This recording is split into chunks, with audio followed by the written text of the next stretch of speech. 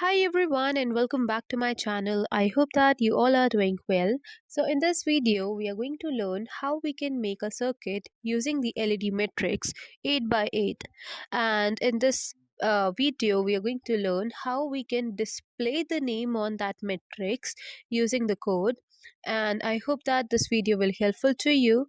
If you like this video, then please give a big fat thumbs up. Do like, share and subscribe to my channel for such more videos. Now without wasting any time, let's jump into the video.